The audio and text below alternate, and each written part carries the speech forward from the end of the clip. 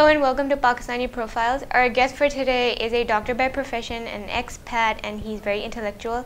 Let's have a chat with him. Hello, Dr. Nasar. How are you? I'm very good. How about yourself? I'm fine, alhamdulillah. I want to know what you do. In my professional life, I'm a physician. Yeah. At this point, about 5 years back, I started my own, I came out of academic institutions. I'm a pathologist by profession, so I opened my own lab, which is slightly unusual in America because the pathology world and the laboratory is basically hospital-based. There are very few commercial labs, and it's a major risk to go out and do that, but alhamdulillah, we have been very successful. Okay. And now we are actually a semi-national, if not a national, organization with work which comes from about 15 states. And cool. Well established, it gives me pleasure, and that was my dream, to be able to say that someone who's of Pakistani origin have something of quality in the United States, which people could refer to as a center of excellence in some ways. Okay. Can you tell me more about your childhood? You were born here, then you left? I was born in Sakhar, and I think probably very early in my life, maybe 6 months or so, my family moved to Karachi. I grew up in Karachi, went to Christ the King School, and then St. Pat's, DJ, and then Dow Medical College. Okay.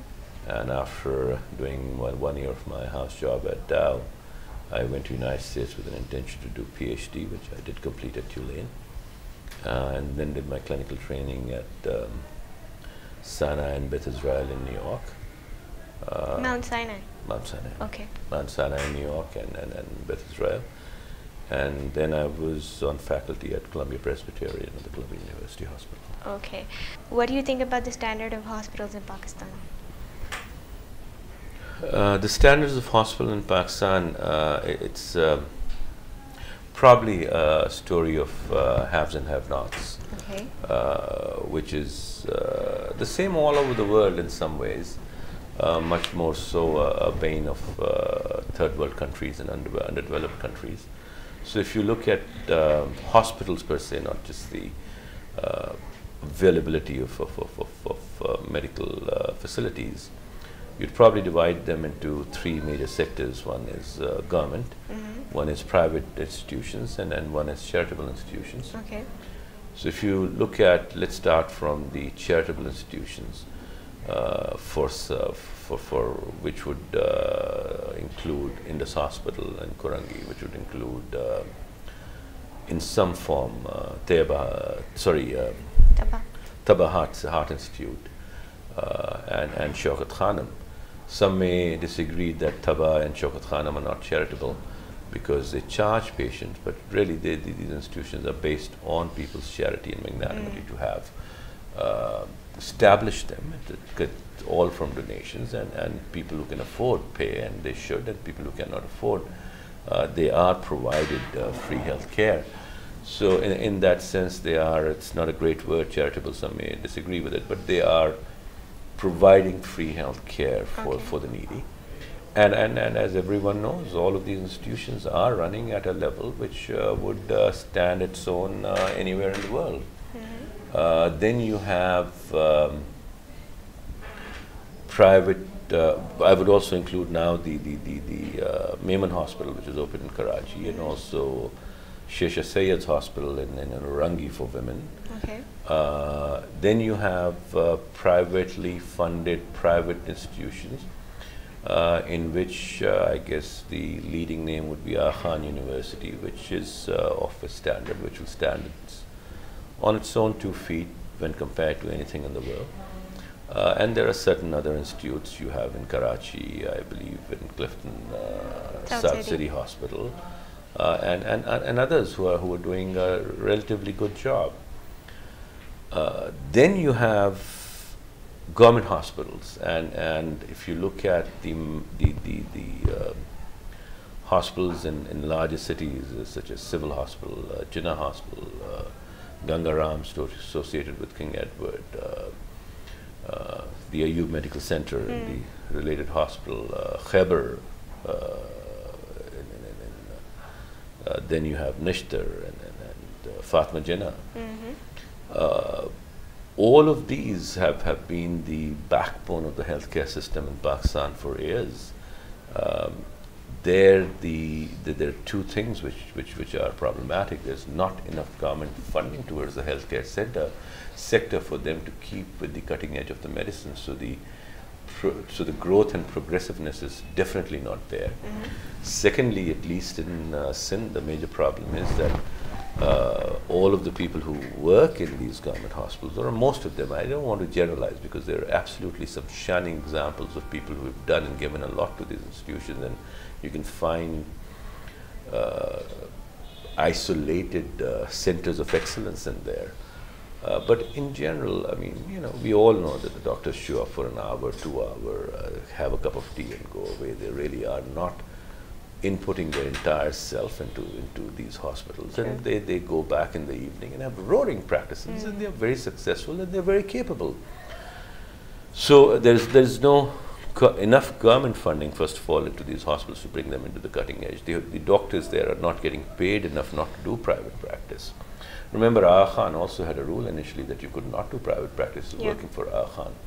And that is an essential element for that hospital to have succeeded, because there becomes a conflict of interest there. So that conflict of interest has to be taken away, but to take that away, then the right payment, right remuneration has to be given to these physicians so that they don't need to work outside. And then there has to be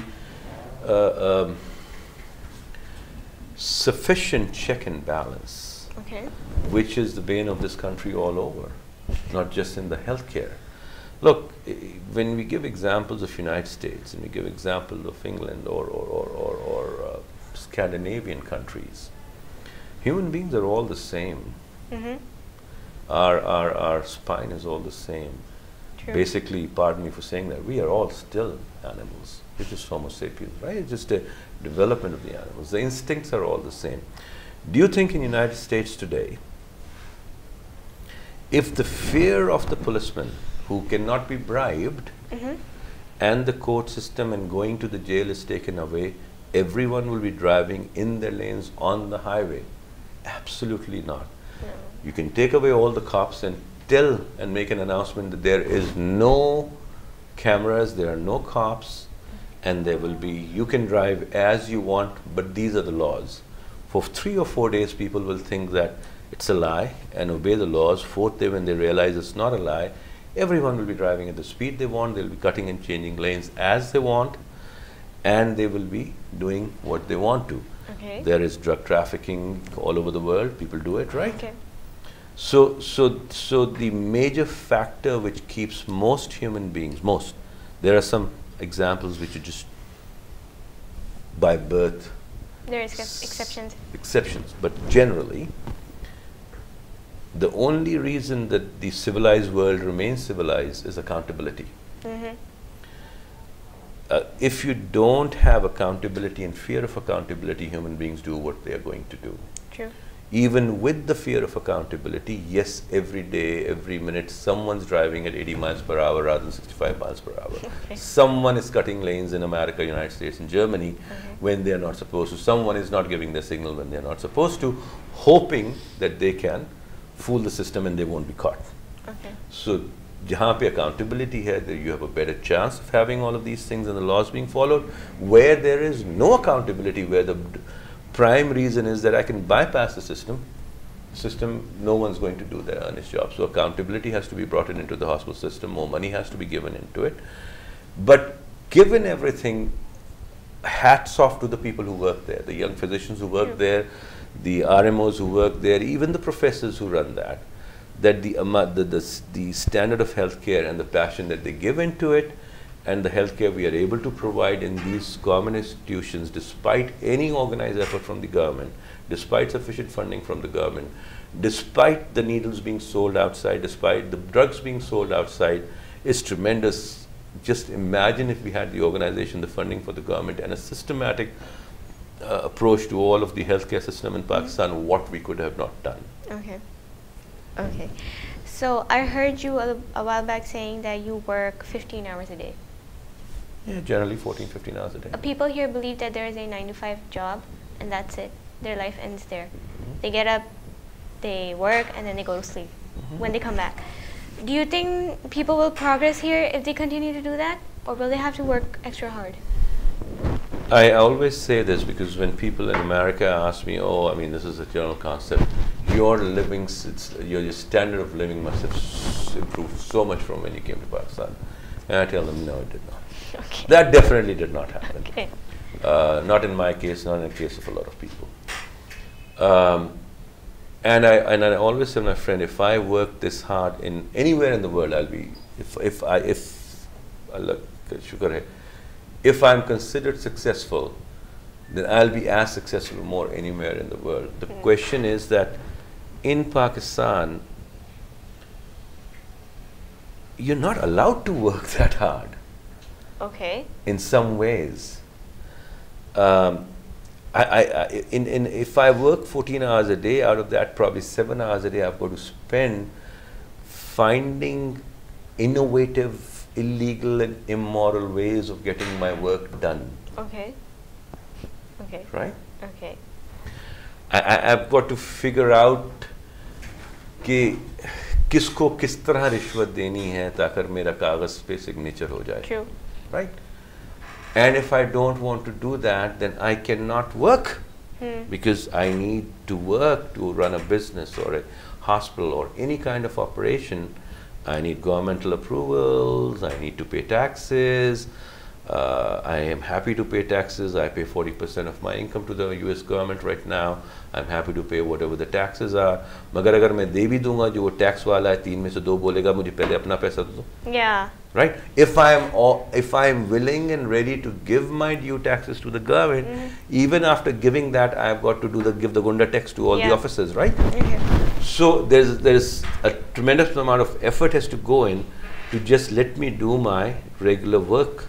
Okay. And then at that point, you start wondering why you're going to work and do.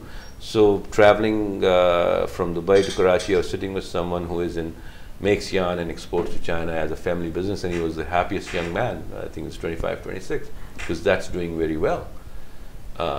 However, I'm sure that there are places that he has to bypass the system. Okay. And our moral fabric today is that it is okay to give rishwat. Yeah. Right? It is considered a norm of the society. Yeah. A Muslim society, an Islamic society. Right? Okay. तो हज़ूर सल्लल्लाहु अलैहि वसल्लम की जितनी भी अहादीस लिखी गई 500 हैं 5000 हैं जो मुहर्रिर हैं, but if you come down to basics and you look at the Maliki and the Shafi, of all the people who have put all the hadiths together, there are 4. 4 of them which say that if you follow that, you followed everything. That's the basis of your religion. Innamal a'malu binniyat. Okay. ठीक? The second one is do unto others what you would like to do. Okay. Right? The third one is halal and haram wali. ठीक है? हलाल और हराम वाली तो concept ही कोई नहीं रह गया ना हमारे यहाँ. नहीं होता. नहीं रहा ना. So the only hope that I have to come back to Pakistan now is to make enough money where I come and do what I really wanted to always do. Okay. Charitable work, if you call it whatever. On my own money that I can have enough to bring back, and I don't have to ask anyone. But having tried to do that for a last couple of years, there's some problems. ज़मीन चाहिए मुझे एक hospital छोटा बनाने के लिए. ज़मीन कहाँ से आएगी? ज़मीन लेने के लिए मुझे रिश्वत देनी पड़ेगी. Okay. वो गवर्नमेंट से अगर इजाज़त लूँगा तो और मैं मारा गया. Yeah. And how do you think of the people have done it? I mean, Bari has done it in this hospital, right? He's done it, and hopefully he's done it in a very clean way, but he lives here. But how, so to me there's a lot of black and white, not a lot of gray. So if you're going to do charitable work on hard earned income, which is going to be considered as zakat or sadaqah,